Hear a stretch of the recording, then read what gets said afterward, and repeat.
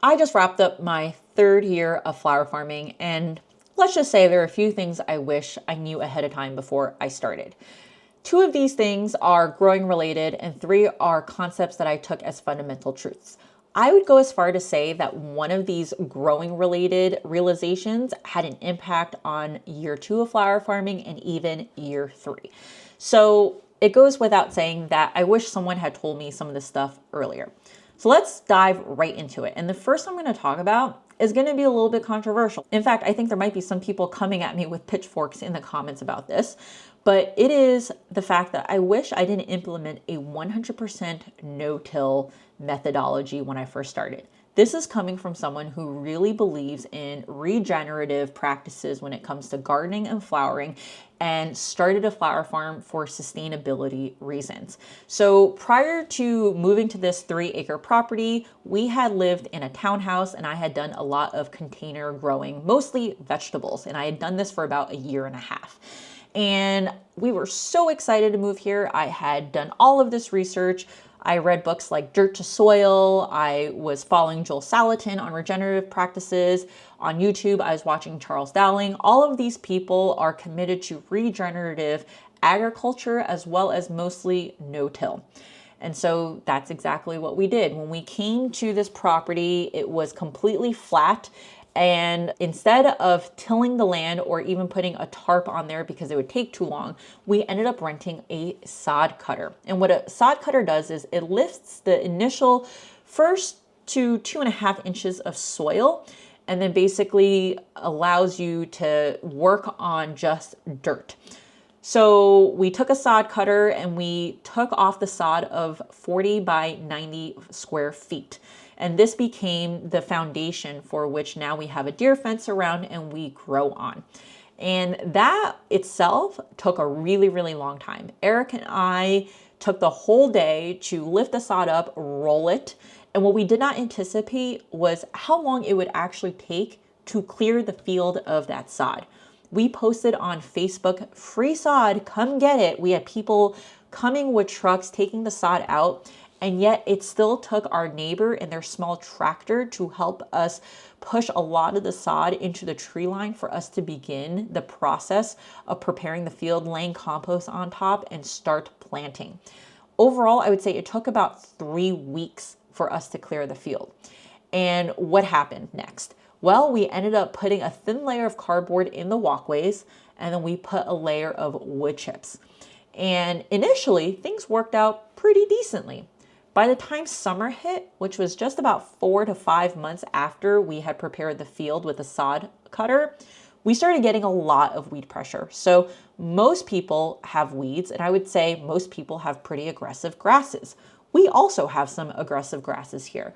And those grasses came back with a vengeance because instead of killing and terminating that grass at the very bottom of the whole root, I ended up just taking off a little bit of the top, and I felt like I actually propagated that weed.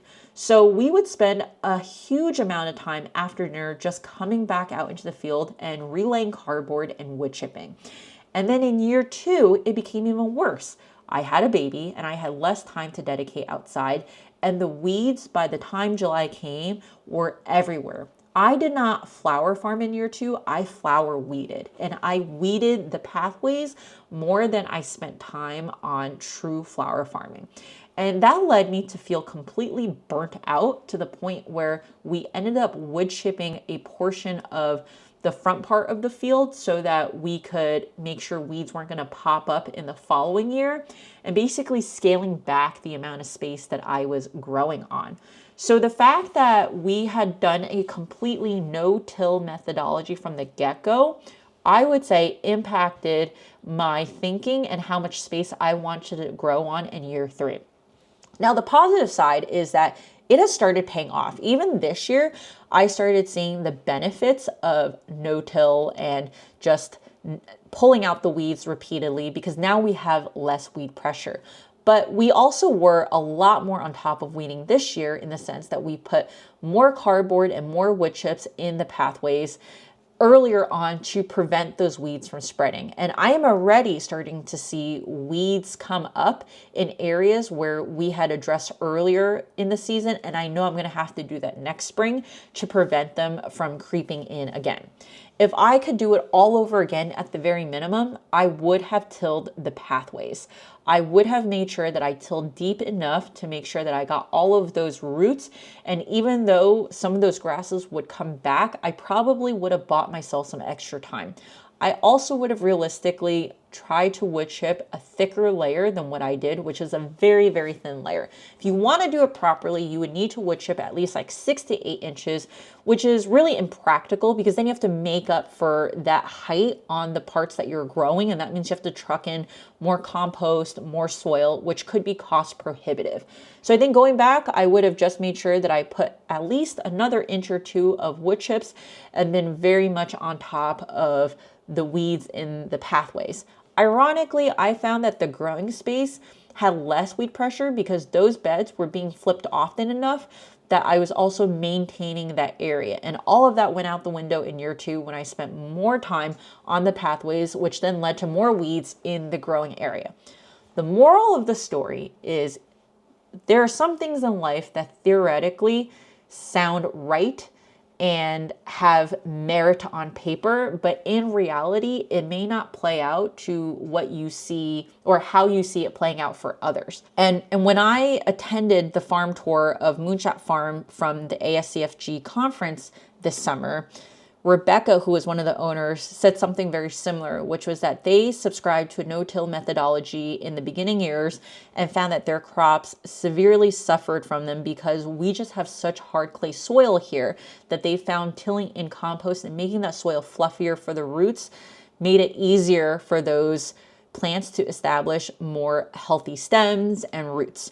And so I think that there is still a place for no-till, especially where I'm growing. I'm still applying most of those practices, but I think that also just tilling once early on or tilling very infrequently could also have a place in my growing practice. The next one is not so controversial and is one that I think is gaining a little bit more popularity, especially through social media, and that is every bulb does not have to be planted properly and upwards facing and meticulously. So this applies more specifically to fall bulbs that come up in the spring. So daffodils, tulips. What I've been doing is I've been just digging a trench and dumping all of the bulbs in. I make sure that the bulbs are in a single layer so that there's not many on top of each other. But outside of that, I close the trench with dirt on top and I'm done. The difference is that I am saving about, I would say 20 minutes per crate. Each crate has about 500 bulbs. So I would, in the past, spend up to 30 minutes meticulously planting single tulips in a trench. Not only does that cost money from a labor perspective, more importantly, it costs my back. So I would say there's no price tag you can put on preserving your back.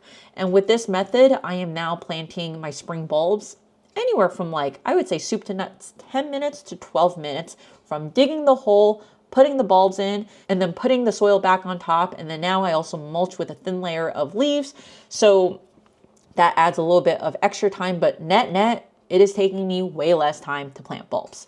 So Nicole from Flower Hill Farm did a video on this 2 years ago. I think that's what got the YouTube people to also realize, hey, this could be done. And then I had seen a post from Linda of Little Farmhouse Flowers on her platform talking about how when they visited the big farms in the Netherlands, that's also how they planted the bulbs because let's face it, on those big farms, no one has time to lay those bulbs meticulously upright.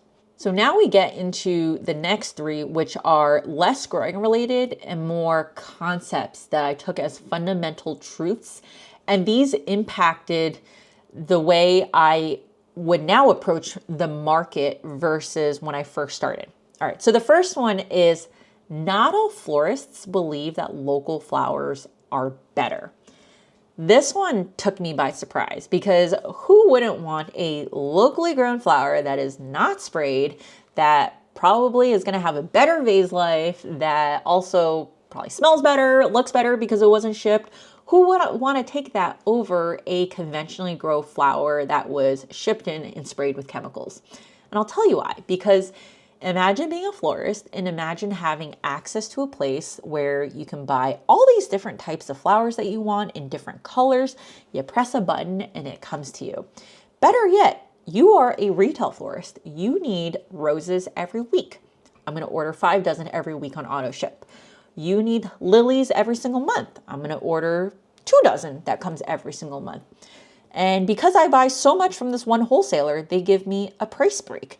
So now I have a volume discount. And oh, something arrived damaged, I get credit back for my next purchase. This is what a wholesaler looks like and what ordering from a wholesaler looks like. It is really difficult for a local flower farmer to compete with the convenience of that. Today, there are more cooperatives that exist, which basically pools the growing power of multiple growers coming together to be able to provide more quantity, as well as a selection of different varieties of flowers. So this year, in the past year, I sold at a cooperative where we serviced wholesale customers through this means. There were 9 of us growers who got together on a weekly basis to do this. And then you pair that with the fact that you've got multiple florists and event designers coming together in one place to buy from this selection. So it's kind of like going to a wholesale market, but with locally grown flowers. Unfortunately, most places in the world don't have access to something like a cooperative that is within a reasonable drive distance for the florist. So as a result, you've got multiple little small flower farmers coming to that florist with a few buckets of flowers and asking that florist to buy from them. And don't get me wrong, you definitely get florists who are open to that, but you are asking a lot of the florists to say, hey, like, I'm just going to buy a few stems from you here, and I need to figure out how to make up for the rest of the flowers that I need through some sort of alternative means, whether it's through another local flower farmer or through a wholesaler. And at that point, that person may not benefit from the price discount break that they get from that wholesaler. The other thing to think about is, as a florist, can you pass on the cost of local flowers onto the customer? So if you are selling local flowers, they should be at a premium to what the wholesaler is selling at to account for your labor cost, as well as just the fact that typically it is a better product than what is being shipped in. And so you need to either find a florist who shares the same ideological values as you, that they want a lower carbon footprint, they don't want to be working with stems that have been sprayed with chemicals, and they really care about how their flowers are sourced, even the ethics behind the labor behind that stem. You can find that florist and they are more likely to be able to buy from you, or you can find a florist who is able to pass on that cost to the customer, either because you're doing event work or because their customers are coming to them and saying, I want something that is locally grown. If you don't have any of those factors, it becomes really difficult to sell to a florist or local flowers. So for example, if you are going to cold call on a florist, which I had done actually, and that florist had a sign in front of their store saying dozen roses for $19.99, that is not the florist you should be talking to. I knew this and I went in anyway.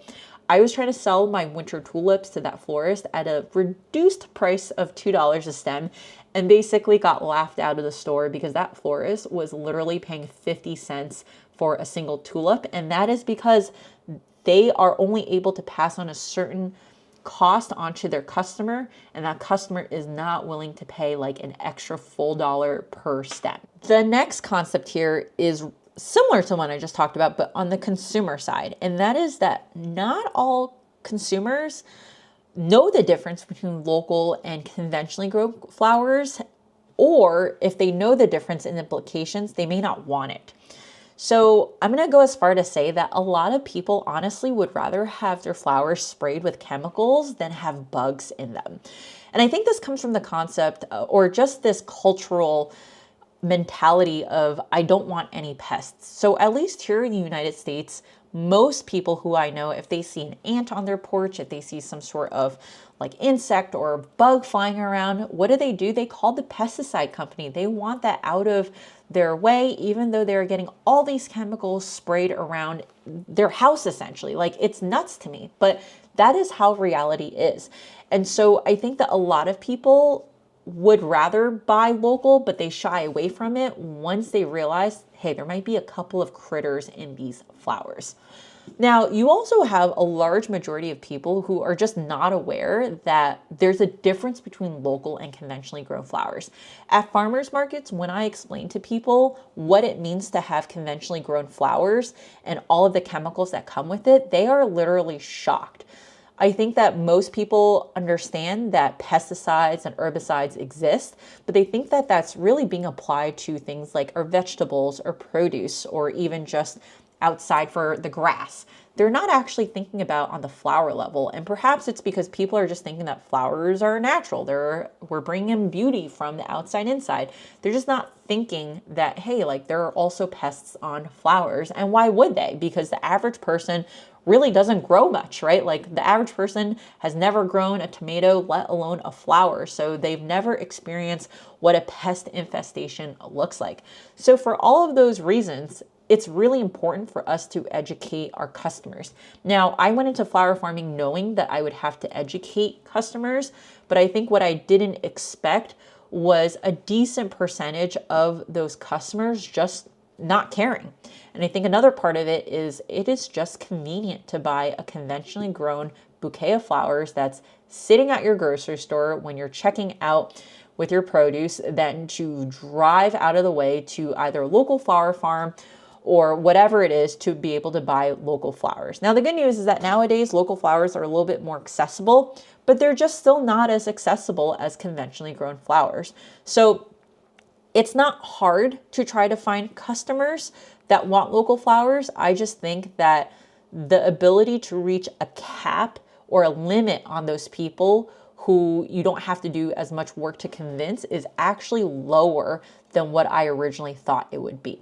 This brings me to the last concept, which was honestly mind-blowing to me, and that's the fact that not all customers care about a stellar vase life. So as someone with Asian roots, I have been conditioned to want to get the most out of everything. A good example is the car I drive. I drive a Honda, and prior to that, I drove a Toyota.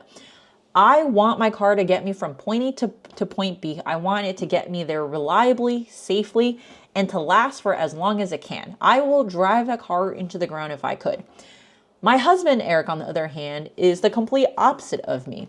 He has a Ford F-150, which might be the least reliable car out there. But reliability and longevity of a car is not what he's looking for. He's looking for other features. So there are a lot of Erics out there who are buying our flowers. Here I was in year one concerned about making sure I have sunflowers, I have other flowers in the bouquet that are going to give at least a 10-day vase life. And I start noticing that some of my customers, while they do care about their flowers lasting, a lot of them are making comments to me around that flower is just so beautiful.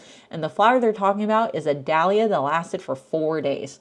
Blew my mind because I'm like, you are not getting the most value out of it. And it took me a while to realize that the value of a bouquet is not completely rooted in its vase life. It's rooted in its uniqueness, in its ephemeral beauty, and whether or not that person can actually ever find that flower in a more accessible grocery store bouquet. If they can only find that flower in my bouquet, they don't care about the vase life. So one of the most important pieces of feedback I got from my CSA customers when I did it in year two, I had a CSA running from April all the way to November. It really stretched my limits because it forced me to be able to have a flower basically every single month. It allowed me to realize that what my customers really loved about that subscription was the fact that they saw the changing seasons and the flowers that came sometimes on a weekly basis in a way that they would not have been able to experience if they went to the grocery store. Because at a grocery store, we're getting flowers shipped in from all over the world. You can have any type of flower you want any type of year. It therefore makes seasonal flowers less special because they're not seasonal anymore. Versus for my bouquets, you can only get a tulip in April. You can only get certain types of flowers during specific months and weeks of the year. And that made that flower extra special even if it didn't have a fantastic vase life. So taking a step back and thinking about what I just talked about, If you think about the things that I took as fundamental truths, especially the last two that I talked about, I now market to my retail customers very differently than I did in year one.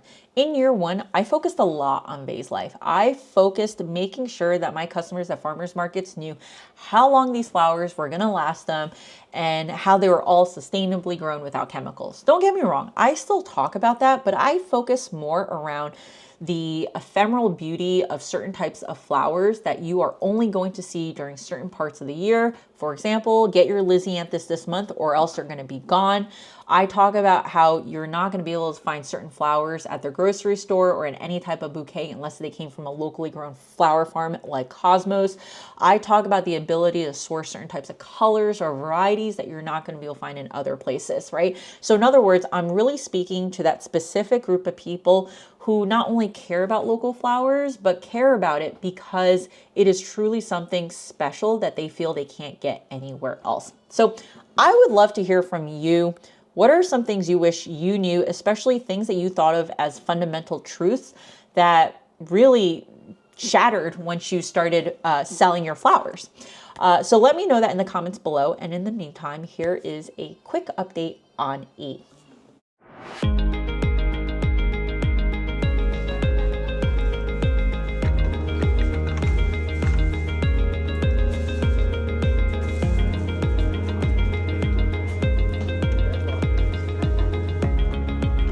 You trying to get the big one? Do you need help? Can you say help? Please.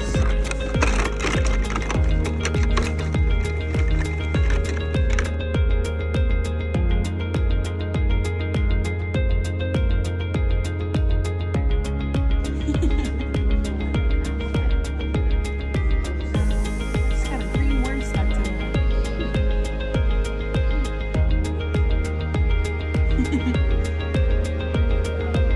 Ready? You want to squeeze it? You know squeeze.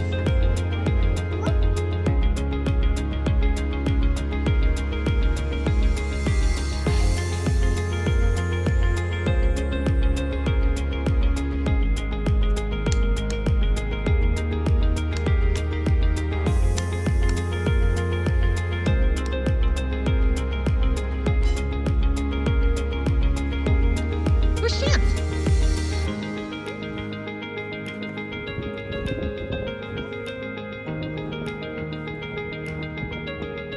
Is that cold?